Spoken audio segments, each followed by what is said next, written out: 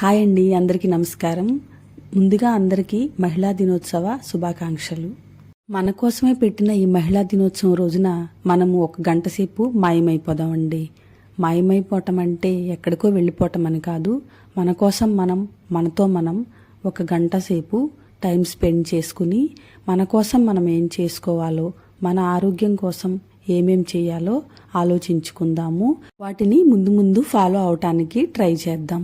నాలాగా home maker అయినా, job చేసే మహిళ అయినా సరే మన బాధ్యతల్ని పర్ఫెక్ట్గా చేయటానికే ప్రయత్నిస్తాం కదండి. పిల్లల బాధ్యతలు ఉన్నప్పుడు అస్సలు టైం తెలియదు కదండి. వాళ్ళు పై చదువుల కోసం లేకపోతే ఉద్యోగరీత్యా ఎక్కడికన్నా బయటికి వెళ్ళినప్పుడు మనకి ఖాళీ సమయం ఎక్కువైపోయి డిప్రెస్డ్గా ఉంటుంది. ఒక్కొక్కసారి ఏమైనా మన కోసం చేసుకుందామన్నా సరే హెల్త్ కూడా సహకరించకపోవచ్చు. ఇలా ఇవన్నీ ప్రాబ్లమ్స్ రాకుండా ఉండాలి అంటే ఏ వయసులో ఉన్న మహిళ అయినా సరే ఫస్ట్ నుంచి కూడా తన కోసం తను ఆలోచించుకుని మానసిక శారీరక ఆరోగ్యం మీద దృష్టి పెట్టాలండి. హెల్దీ డైట్ తీసుకోవటం అంటే మనం తీసుకునే ఫుడ్లో కార్బోహైడ్రేట్స్ తగ్గించి ప్రోటీన్స్ పెంచుకోవటం, వైట్ రైస్ కాకుండా బ్రౌన్ రైస్ కానీ మిల్లెట్స్ కానీ ఇంక్లూడ్ చేసుకోవటం, ఫ్రూట్స్ వెజిటబుల్స్ ఎక్కువగా తీసుకోవటం, రోజు తప్పకుండా వ్యాయామం చేయటం, ఇవన్నీ మనం చేస్తూ ఉంటే మనతో పాటు మన ఫ్యామిలీ కూడా హ్యాపీగా హెల్దీగా ఉంటుంది.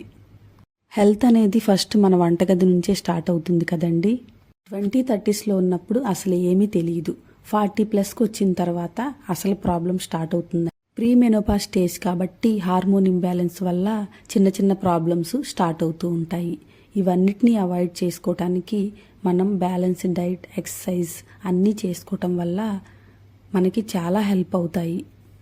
Basic medical tests, calcium, haemoglobin ఇలాంటివన్నీ కూడా ఇయర్లీ వన్స్ చేయించుకుంటే చాలా మంచిది. ఇవన్నీ నేను ఒక మిడిల్ క్లాస్ మహిళగా నేర్చుకున్న విషయాలన్నీ ఆమనే గారు ఒక మూవీలో చెప్తారు కదా, అలాగే మనకు కూడా పోను ఇవన్నీ అర్థమవుతూ ఉంటాయండి.